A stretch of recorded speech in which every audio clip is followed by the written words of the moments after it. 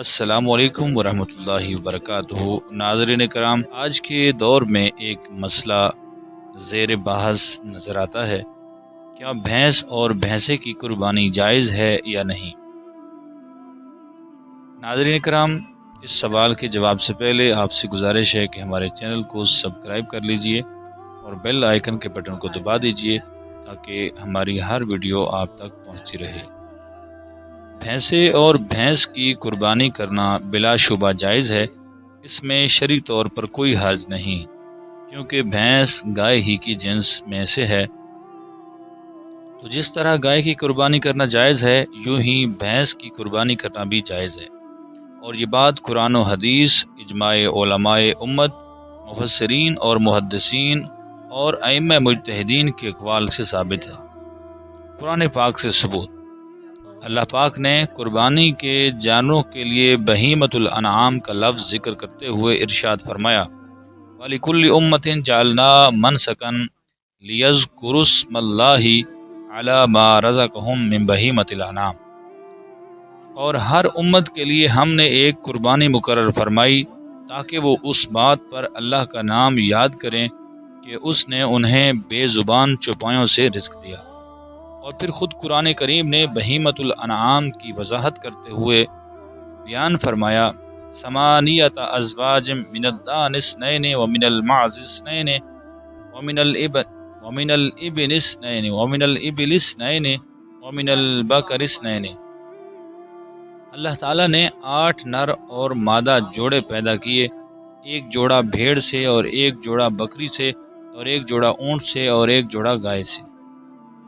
اوپر بیان کردہ آیت مبارکہ کی تفسیر میں مشہور تابعی مفسر حضرت لیث بن ابو سلیم علیہ رحمہ فرماتے ہیں، الجاموس والبختی من الازواج الثمانیۃ، بھینس اور بختی اونٹ کی ایک قسم، بھینس اور بختی یعنی اونٹ کی ایک قسم ان 8 جوڑوں میں سے ہی ہے جن کا اللہ پاک نے ذکر فرمایا۔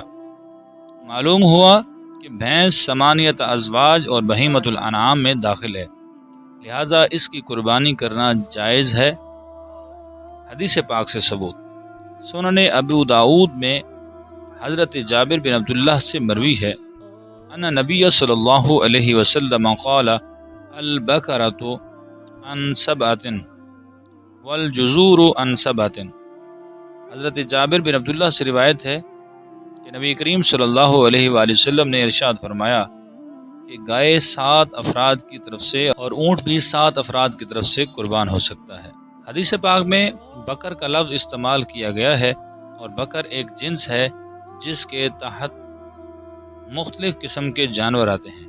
ان میں سے ایک جانور جاموس یعنی بھینس بھی ہے، جیسا کہ لسان العرب میں ہے، البقر جنس والجاموس نوع من البقر، گائے ایک جنس ہے اور اس کی قسم جاموس یعنی بھینس ہے۔ حضرت مولا کائنات علی المرتضیٰ شیر خدا رضی اللہ تعالیٰ عنہ فرماتے ہیں، الجاموس تجزی عن سبعۃ فی الاضحیۃ، بھینس قربانی میں 7 افراد کی طرف سے کافی ہے۔ مسند الفردوس کتاب الاضحیہ جلد نمبر 2 صفحہ نمبر 124، مطبوعہ دارالکتب العلمیہ بیروت۔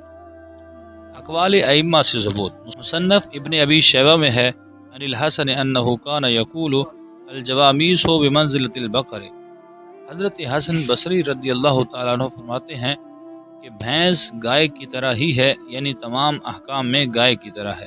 کہ حنبلی کے بانی حضرت امام احمد بن حنبل رضی اللہ تعالیٰ عنہ سے بھینس کی قربانی کے متعلق سوال کیا گیا تو آپ نے فرمایا، لا اعرف خلاف ھذا، میں اس کے جواز کے متعلق کسی کا اختلاف نہیں جانتا۔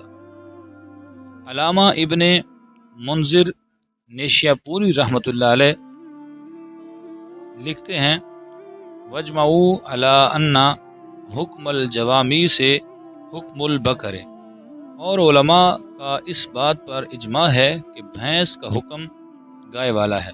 کروڑوں مالکیوں کے پیشوا امام مالک بن انس رضی اللہ تعالیٰ عنہما فرماتے ہیں، انما ہی بقر کلھا، بے شک بھینس تمام احکام میں گائے کی طرح ہے۔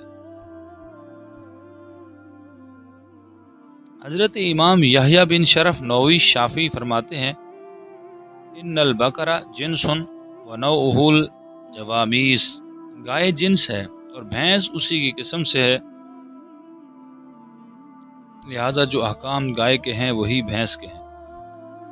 فقیہ النفس امام قاضی خان حنفی رحمۃ اللہ علیہ لکھتے ہیں الاضحیۃ تجوز من اربع من الحیوان الضان والماز والبقر والابل ذکورها واناثها وكذلك الجاموس لانه نوع من البقر الاہلیہ، جانوروں میں سے 4 کی قربانی جائز ہے، بھیڑ، بکری، گائے اور اونٹ، ان کے مذکر اور مؤنث دونوں کی جائز ہے۔ اسی طرح بھینس کی قربانی بھی جائز ہے، اس لیے کہ یہ پالتو گائے کی ہی قسم ہے۔ بہرحال جانوروں کی جنس تو وہ بکری، اونٹ اور گائے 3 اجناس میں سے ہو، اور ہر ایک کی جنس میں اس کی نوع بھی داخل ہے، چاہے وہ جانور نر ہو یا مادہ ہو، خصی ہو یا غیر خصی ہو، اور بھیڑ بکری کی اور بھینس اور گائے کی ایک ہی قسم ہے۔ شیخ الاسلام والمسلمین اعلی حضرت امام احمد رضا خان رحمۃ اللہ علیہ لکھتے ہیں حقیقت یہ ہے کہ علماء کے نزدیک بھینس کا گائے کی ہی نوع میں ہونا ثابت ہوا، تو انہوں نے کہا کہ قرآن کا لفظ بکر بھینس کو شامل ہے۔ تو اس تمام تفصیلات سے آپ کو بخوبی علم ہو گیا ہوگا کہ جو لوگ بھینس کی قربانی کو ناجائز کہتے ہیں ان کے پاس کوئی دلیل نہیں ہے، وہ بلا وجہ مسلمانوں میں شبہ ڈالتے ہیں۔ اللہ تعالیٰ ان دھوکے بازوں سے مسلمانوں کو محفوظ فرمائے۔